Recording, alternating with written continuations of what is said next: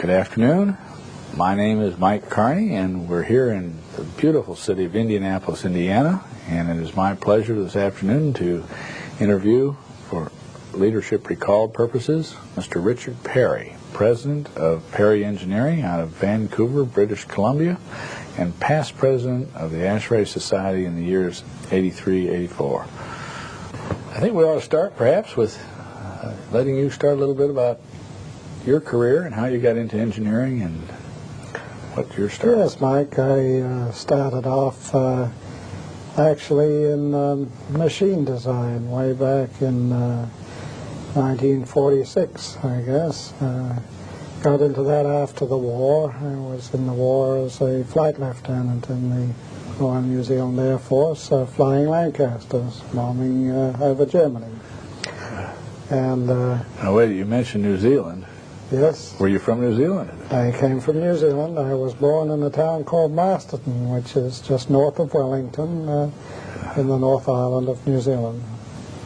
And that's where I did my initial training and became a member of the Institution of Mechanical Engineers, which is the equivalent of a BSc degree in engineering.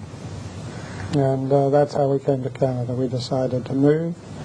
Came to Canada and tried to find a job in machine design, and walked into an office, and the people in there asked me, do you know anything about heating? And I said, no, we don't heat in New Zealand. And outstanding said, qualifications for a heating engineer. That's right. And he said, well, that's fine. He says, we're just starting out here too. And he says, maybe you'd like to learn with us. And so in 1952 I got into heating. No such thing as air conditioning, and in those days, of course, we were talking coal-fired units, steam. Everything was steam. There was no such thing as hot water and no air conditioning, which was an interesting way to start, particularly as we're now getting back into steam systems again, and nobody knows how to do a steam system, which is also interesting. Well, so what types of jobs did you work on then with this? In the early days, there were mostly government buildings, university buildings, that type of thing, and coal storage. We got into coal storage very early in the game. We did large coal storage plants for salmon. We did processing plants for chicken, beef, all along that line anyway. A lot of fish plants, fish processing, fish meal plants. We got into mining, we got into pulp and paper, and in every case I did all the mechanical work in connection with those particular jobs. Okay, so very early, though, you were into refrigeration. Yes, in ammonia. That was the refrigerant at the time, and now we're getting back into ammonia again. You're a Renaissance man. Right. Now, this was not your firm at the time, No, I was in a partnership, of 8, and of which I was the mechanical end of the partnership. The rest were all structural and electrical. And as such, of course, I took care of everything that was mechanical. Doesn't matter whether it was putting plant in or whether it was doing the heating system or plumbing. All of that came under my jurisdiction. So it was very interesting, particularly when you got into mining, for instance, this type of thing. Very enjoyable. Very challenging. Yeah. I sold out of that firm in 1974, and it was a firm that was composed of companies. It was a partnership of companies. So Perry Engineering went right back to the time when that partnership was formed. And then when I broke away, I stayed as Perry Engineering and went into design and construct. We did a lot of buildings. In partnership, I was in partnership with a construction man. I'd been with one of the construction firms, and We did whole buildings. We had 2 architects working for us, and we did the whole thing and hired ourselves an electrical engineer to do the electrical part of it. So you designed and built the whole building, not just the mechanical system? No, we did it all. The whole works? Yeah. Okay. And we're still doing somewhat of that. We're doing a lot of layout of buildings for architects, doing it all on CAD systems, and this, it's paid off in the long run because you get a feel for what's required in buildings, and you can do layouts for them. Okay. Now, where in this process did you first get involved with ASHRAE? I got involved in ASHRAE in 1953. Joined them right after the merger had taken place, and our chapter was put together in 1952, so it was a year after it was chartered that I joined it. Mm-hmm. And I guess my first touch of society as such was when one of our past presidents, Bill Hull, one of our Canadian past presidents, who was with American Airfilter, he happened to be in town, and I went to lunch with him, and he said, are you interested in being a member of a society committee? And I said, well, what's involved? And he said, well, don't ask me what's involved. He said, would you be interested? And so I said, sure. And so next thing I knew, I was on the program committee. So that's how I got into the society end of things and became a member of the program committee. Had you had experience in your local chapter? Yes, I'd been right through the chairs locally, Okay. being president of the local chapter. Okay. Well, how was your experience on the program committee? Did you get an introduction to ASHRAE Yes, volunteer spirit? The first right there? meeting I went to, Tom White, one of our old regional chairmen, happened to be chairman of the committee, and the meeting was at Las Vegas, and I thought, my gosh, this is the sort of society to belong to, where you go to places like Las Vegas for meetings. So I enjoyed that. It was very, very rewarding, and got to listen to a lot of interesting papers and talks. Mm-hmm. But of course the program was nowhere near what it is now.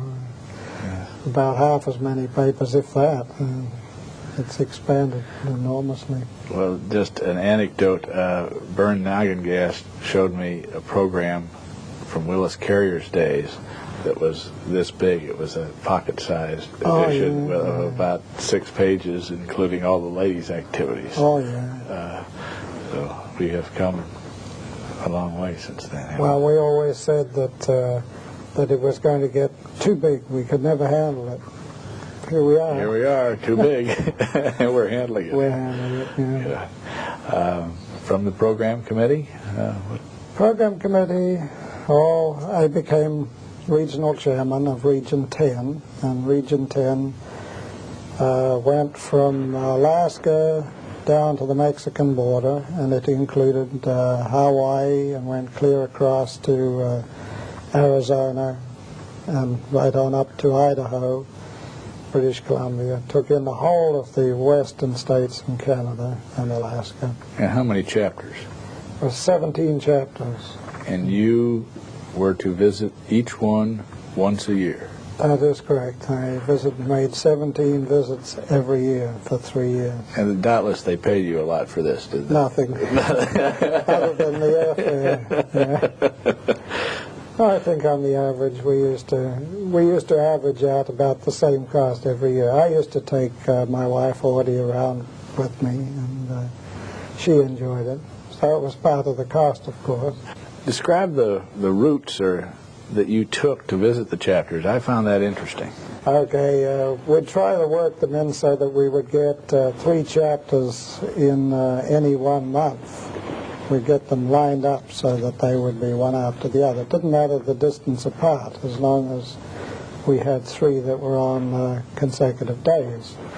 So, for instance, we would go to Anchorage to a chapter meeting there, and then we'd come on down to Honolulu to a chapter meeting there of the Hawaii group, and then we might flip over to work at Portland, for instance, and pick up the 3rd one, and then come back up home. And then the next time we would go down Phoenix, Tucson, and San Diego, something of that type of trip.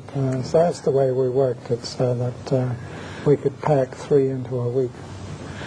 You must have created a very interesting circle of friends with those trips. Oh yes, they're still around, still coming through, that's for sure. That's great. Well, from regional chairman, that of what was then the largest region in the society, was it not? It was, certainly, yeah. Geographically, it was the largest. Most chapters too. Most 17, chapters. Yeah. Okay. There were no others. And others recognized that as something of a logistics problem, and they looked for Richard Perry to solve it. So. That is correct. Bill Chapman, who was president at the time, asked me to be chairman of the Regional Reorganization Committee, and of course I went to town to try and reorganize the whole of ASHRAE's world. And one of the things we tried to do was to cut the border so that we would bring Canada and the United States closer together. So we cut the border at Ontario and Michigan. We went across there, and we also cut it again in Nova Scotia and Maine. And immediately we ran into problems with the regional chairman on both sides who didn't want to go that route. So in the end we had to back off. And the only place we cut it was where it was before, across the border at British Columbia, between British Columbia and Washington. But we did manage to cut down on the size. We cut Region 10 in half so that we had Region 10 and Region 11. Still a big region in Region 11, but less chapters, still great distances. And we produced a new region, which was Region 12, which was down in Florida. And that was the end of it. It was interesting during the time because I learned a lot. I learned that football was a big thing. For instance, I tried to split Little Rock away from Region 8, and I got told I couldn't do that because they play football. And I said, well, between the two. And I said, well, what's that got to do with ASHRAE? Oh, you don't understand how important football is to us. And then El Paso, I tried to split that away from Region 8, from Region 9 and put it back in Texas. And I soon found out that El Paso is not a part of Texas, it's a part of up and down. It really should have been in New Mexico. And this sort of thing cropped up all over the place. So it was interesting. I learned an awful lot. You probably learned the art of compromise in that. You bet. I had a big map of the United States and Canada with tape on it, and every week I would be moving tape. I just threw it away the other day. It was interesting, yeah. Interesting. All right. From the Regional Reorganization Committee, what happened next? Where did you go next? Oh, I was, at that time, I was still regional chairman at that time, and then I went through the chairs, of course, treasurer, vice president, president-elect, and president. And during that time, when I was treasurer, I again was asked to be chairman of the headquarters relocation committee. So I did a lot of work there. We had to decide on a city that we wanted to go to, which I ran a computer program on. And we visited the cities. We started off with 28 cities and brought that down to 5 in the end, of which 3 of them were dropped, and eventually ended up with Dallas and Atlanta as being the 2 that were left. And we visited both of those and finally decided on Atlanta. And one of the reasons we decided on Atlanta is we found a building there, the one that we're in, which was a good buy, and the people wanted to sell it at the time, and we approached Hugh McMillan and said, well, Hugh, he happened to be president at the time, and said, well, this is a good buy. We should move to Atlanta and buy this building, and we did. So that's how we got into it.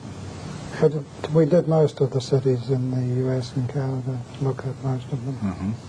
What kinds of parameters were you evaluating? We had 18 different items we were looking at. There was weather, for instance. There was even down to churches and schools, and the availability of transport, how easy it was to get in there, whether they had good airports, whether they were central. So a lot of those things came into it. How easy was it for the membership to reach the city in which our headquarters building was located? And of course the cost of the building, and if we were going to rent, the cost of renting it, that came into it. Well, and looking back, that's been a very helpful thing for the society, and turned out to be a very good move. And Atlanta seems to have been a good choice because it's growing. It's becoming more of a hub city every year now. Yes. As is evidenced by the fact that when we want to have our ASHRAE show there, we find that the convention center is booked out for years. You know, it's very difficult to even get hold of it now. Well, that was a very nice meeting we had in Atlanta about a year ago. That was nice accommodations, we thought. That's right. Okay. As you were in the presidency, and I know that's just officially 1 year, but it's not really 1 year. It's coming up. It's a progression of years, and it's not just Richard Perry. There's a team of people that you're involved with. That's right. As you look at those years, what kinds of things do you particularly focus on as highlights or milestones? Well, we went through the Standard 90, the old Standard 90 at that time, and Standard 62. They were both going at the same time. Okay, now 90 is the one on energy conservation in new buildings. Yeah. And 62 was the indoor air quality. That's right. So we finalized those during that period. We also got into the 100 standards at that time, and those went on beyond my presidential year, but they were well started during that period, and then moved those ones along. So we did that. They were really the key issues during that period, I guess. And we were well into energy conservation at that time. And we were into solar as well, which is a dirty word now. You know, we don't seem to talk about solar anymore.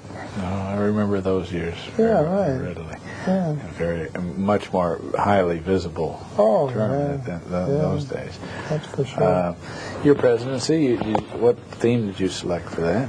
The theme was International Year. I followed on from Dave Rickleton, who was, a number of years earlier anyway. He had the first International Year, and I carried it on, had a second International Year. And during that year, we were 6 months away from home, traveling around the world to the various countries and visiting everybody.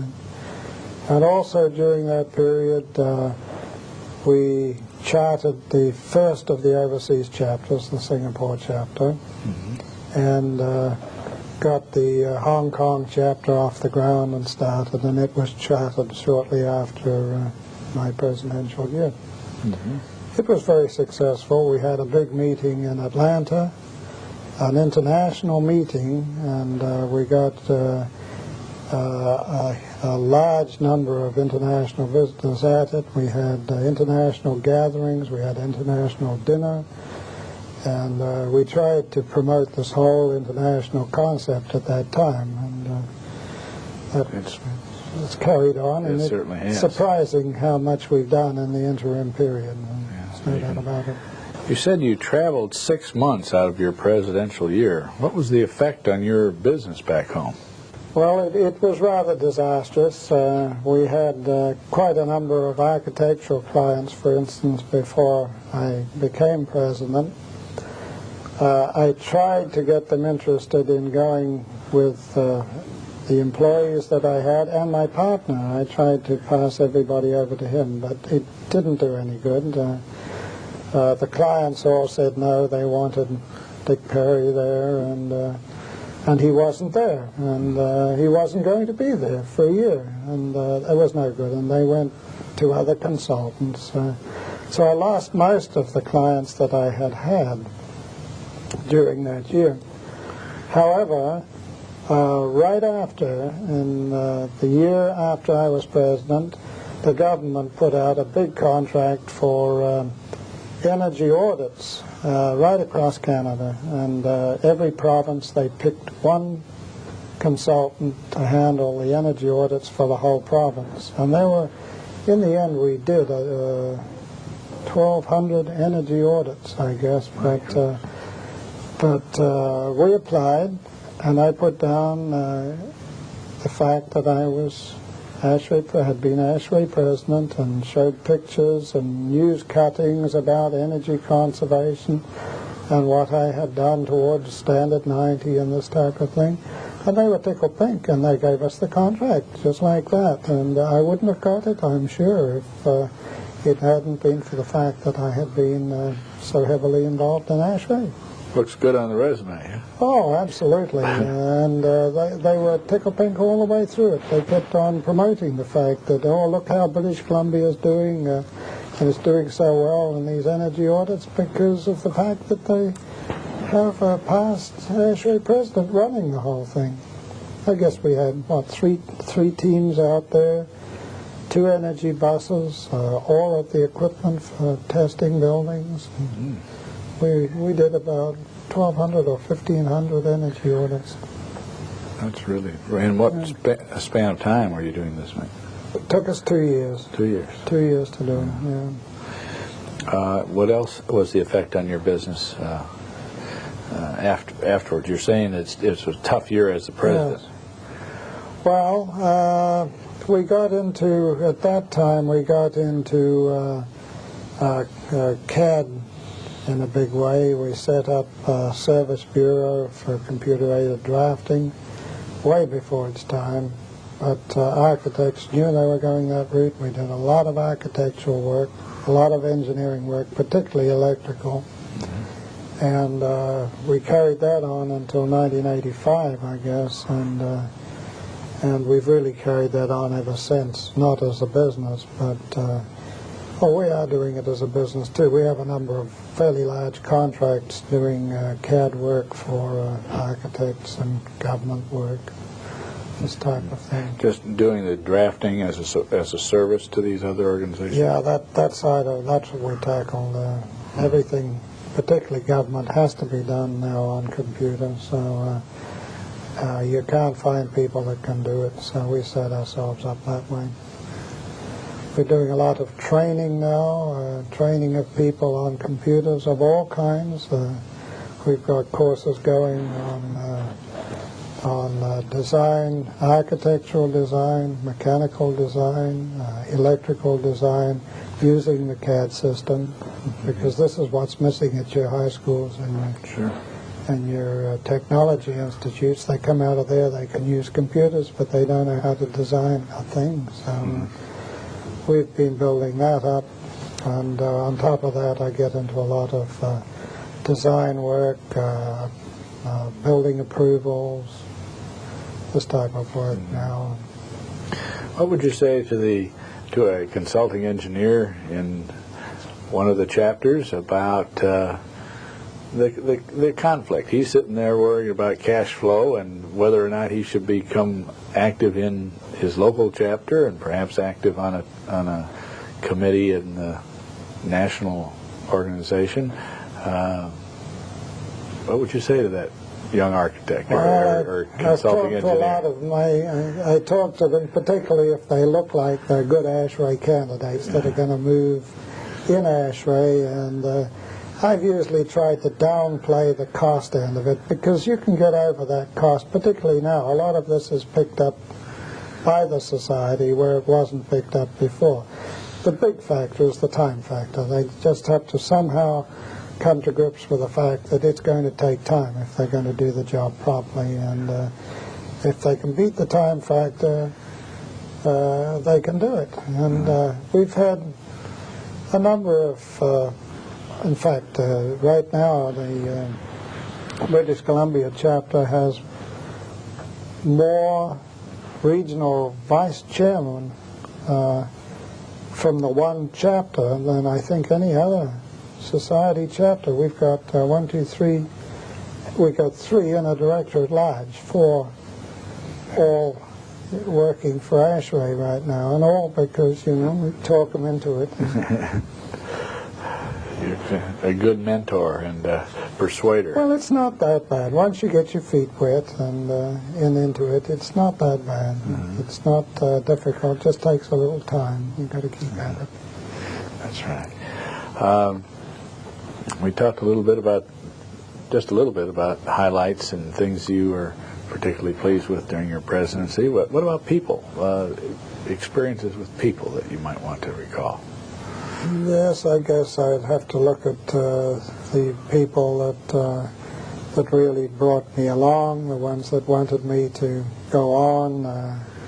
Bill Chapman was behind me. Bill Collins was behind me. Keep on telling you now, don't quit, just keep on going, and they keep feeding you work that they would like you to do. In fact, these are the people that got me onto these different projects. And I guess they're all trials to see how you're going to work out. So those people, I look back and think that without them I may not have gone through. And of course there are all the people that were working on the committees. I worked on committees with most of them, and Neil Patterson, for instance, I was on the committee with him, and here he is coming up through the chairs now, and all of these people, they eventually get there, the ones that you see who are working hard and can do a good job. That's the primary ticket, isn't it? The hard work? Oh, yeah. I've often told people that it's no use getting on a committee and thinking you're going to have a free ride. No way. It just won't work. And I know people have in the past have got bitter because they've been thrown off committees, and my answer to that is you weren't working, obviously. And ASHRAE, it's too busy a society to sit back and do nothing. Can't afford it. And we're not without our attention to detail. I heard at dinner last night the relation of a story about the argument in committee about the name tags at this show. Oh, yeah. And that the lady's name tag needed or perhaps could be or should be different, and we got into the details of name tags for the ladies. Wow. So no detail escapes our Well, that's attention. one of the things, of course, that we've been battling all along is to try and stop, well, the board, for instance, try and stop the board from doing committee work. And it's very difficult when they get something in front of them that's been through all these committees, and then they get it at the board level and start to do it all over again. It happens. People like to do this. Yes. Well, that's how they got to the board anyway, examining the details of all these things. Right. And so everybody's an expert. Yeah.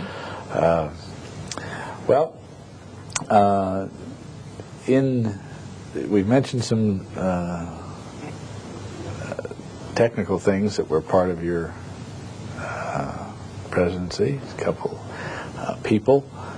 What other things might you, looking back, when you got out of the presidency, then you have continued in certain chairs, and you might describe where that has led you now. I usually make a point of trying to get onto a committee anyway of some sort, and I think people realize that they've got a hard worker there, and I don't have too much problem since I was president. I've been on committees and being chairman of committees, honors and awards. I'm on international and chairman of that now. And that must have been an exciting committee, that international committee for you. It's one I wanted to get on. I've wanted to get on for years, and being a follow-on really from the International Year.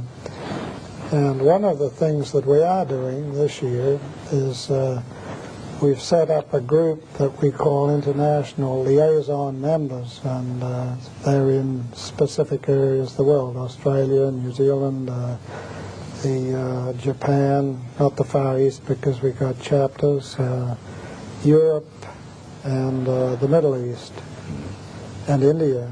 And the idea is that we would have representatives in those different countries that we could send literature to and that would promote ASHRAE. And so we have that going now, and so we're going to have the equivalent of semi-regional chairmen out there who are busy doing work for us in all these various areas. Describe a little bit about a chapter in Hong Kong. Now, is that a chapter of ASHRAE, or is it a chapter of a society similar to ASHRAE? No, it's a chapter of ASHRAE. They are all ASHRAE members, and a lot of ASHRAE members too. In fact, the